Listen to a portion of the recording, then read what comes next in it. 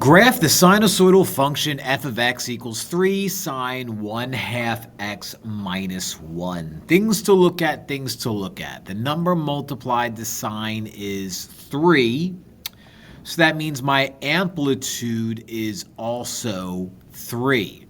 Things to look at, things to look at. Minus 1 lives on the outside, which means my midline, or my mid, is going to be y equals -1. Other things to look at, well, that 1/2 lives in front of x. Now, what that means is I need to find out my period.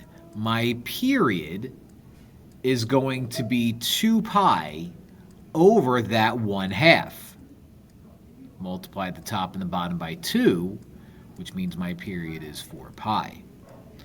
It's sine, which means it starts on the origin. So let's get another color and state that it starts at 0, 0 and goes like this, except this won't start at 0, 0 because that -1 throws things off slightly. So the way I'm going to graph this is let's draw up that midline first right there. It's probably a good place to start.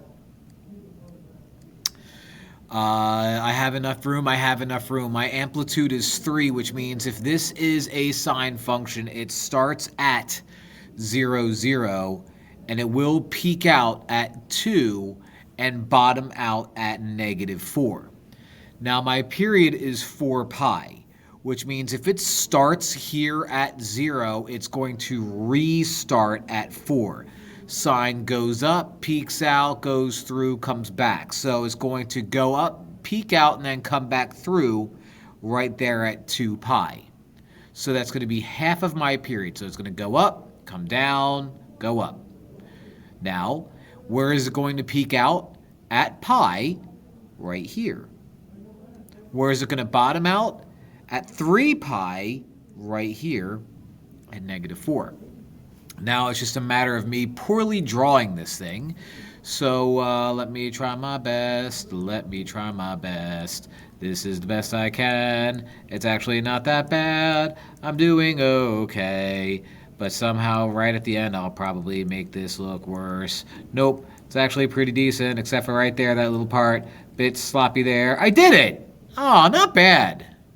I'm proud of me. And I have a head cold and everything too. You heard that little sniffle there. That wasn't for fun. That was, you get to suffer through that. But that's my graph. Hope it helped.